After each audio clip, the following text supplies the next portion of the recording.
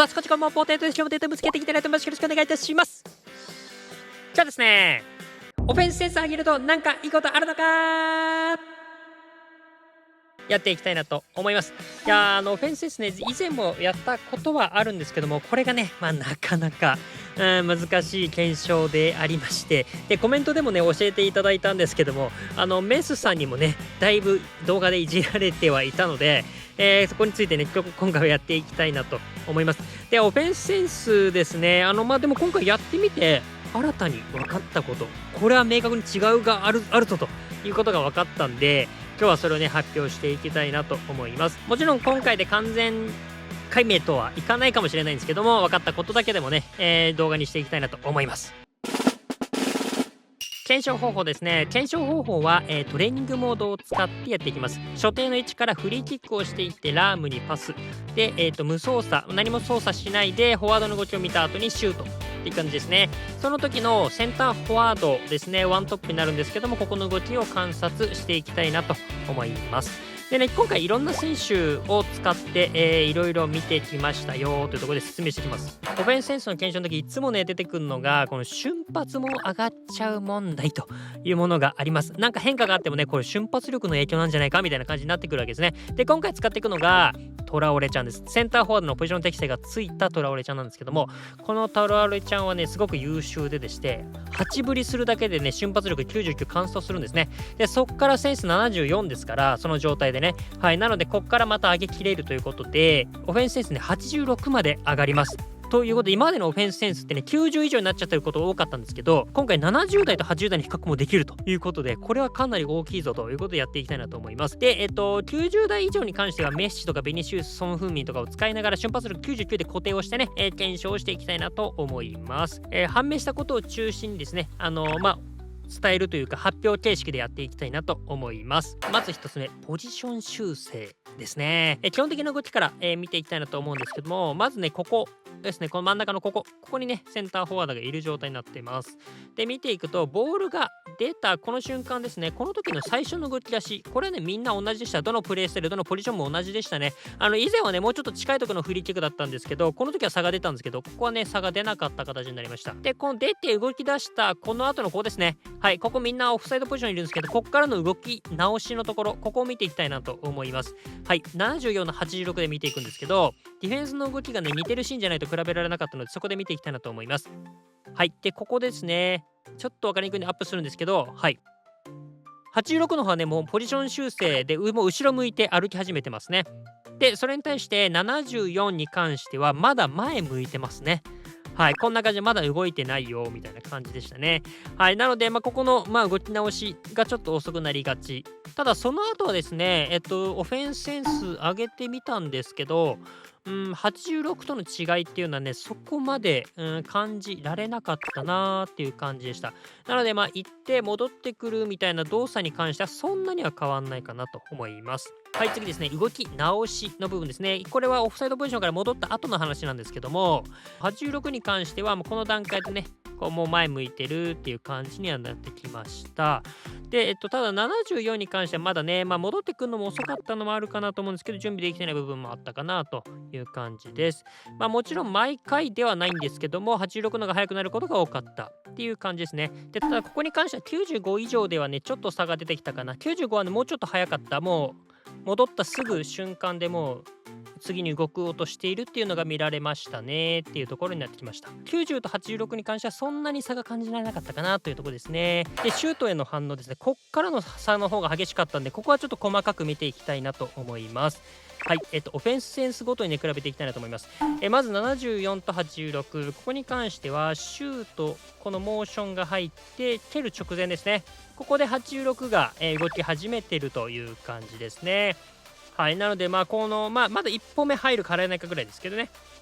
で74に関してはもうまだ止まっていると、74に関してはボール出てから考えようかなみたいな感じですかね。でこれ90と比べると、はい、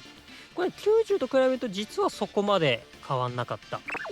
そこまで差を感じられなかったなっていう感じですね。ただ厳密に言うとこれ最大値はそこまで変わんなかったっていう感じで、実は詳しく見ていくと86に関してはね結構こんな感じで全然動いてない時もあったり、でなんかすごいいい動きしたかなと思ったりもするんですけど、よーく見るとこれオフサイドポジションだなとかねいうのもあったりするので、まあ何とも言えない部分はあったんですけど、そういった違いがあったかな。ここに関してはさすがに90との差は出てきたかなっていう感じです。で次95と比べるとですね、はい、95はもっと速いですね。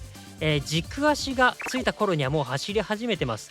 はい、これめっちゃ速いよね。でこれさすがにオフサイドじゃねえと思ったんですけど、よーく見たらね全然オフサイド大丈夫そうなタイミングで走り始めてます。むしろちょうどいいって感じかな。でここ99度比べてみました。さすがにもう差出ないかなと思ったんですけど、実は出ました。99ね、もうねラームが踏み始めた、もうだからボタン入力したタイミングぐらいでもう動き始めてるって感じでしたね。はい、で99すごいのが、これここだけじゃなくて実はね何度やっても大体そうでした。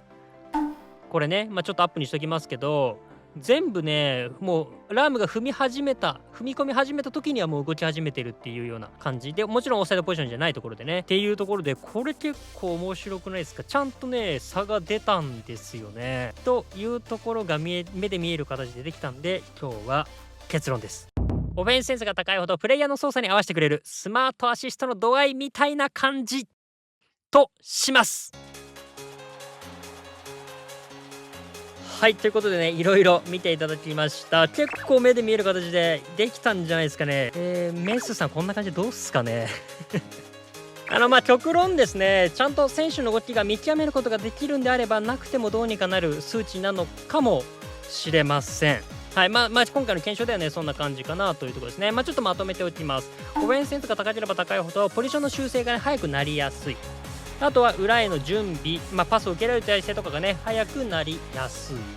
そして最後、操作に合わせて、こっちのね操作に合わせて動き出しをしてくれやすくなるというような3つが、今回の検証では分かったかなと思います。でもちろんですね、何度も言ってる通りですね、これは毎回ではなくて状況に応じてねうまくその選手が動けない時っていうのもあるみたいなので、そのオフェンスセンスが高ければ毎 100% ってことではないですよということは押さえておいてください。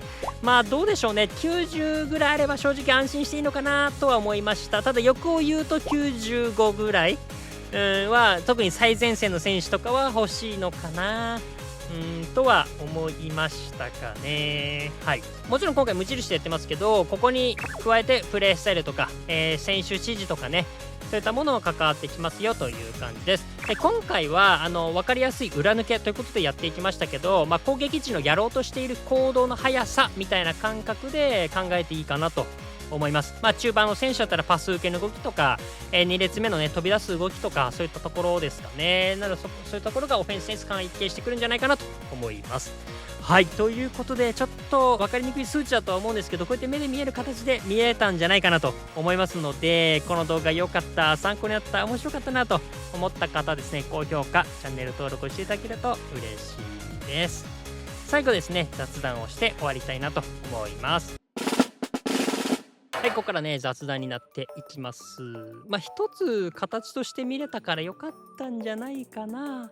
と思っています。こうやってオフェンスセンスをね見ていくと、同時にですねディフェンスセンスとかも同じような感じなのかなとか予想はできますよね。それを検証するっていうのがまた難しいんですけどね。ただそういった予想はできる、ゴールキーパーセンスも含めてですけどね、その辺の予想はできるのかなと思っています。はい、ただ皆さんの各々ねの思うオフェンスセンス、ディフェンスセンスとかゴールキーパーセンスあると思うんで、それもぜひね教えてください。中にはねオフェンスセンスなんていらねえよってね思ってる人もいるかもしれないですし、それも一つの答えだとは思うんですけど、そういったものも含めていろいろね教えていただければなと思います。また今後ねちょっと難しいんですけど、このセンス系っていうのはちょっとずつになるかもしれませんが、いろんな検証しながらね解明できたらなと思います。はい、ということでまた。はい、ということでいかがだったでしょうか。皆さんこの結果どう思いますでしょうか。皆さんのご意見ご感想クレーム等々あればですねコメントで教えていただければなと思います。4万人を目指しておりますので、この動画良かった、参考になった、面白かったなと思った方ですね、高評価チャンネル登録していただけると嬉しいです。はい、ということで今回ねオフェンスセンスやってきました。意外にね差が出ましたね。センスの違い出てましたね。僕はちなみにオフェンスセンスマジゼロだったんですけど、皆さんどうですか。ということでまた。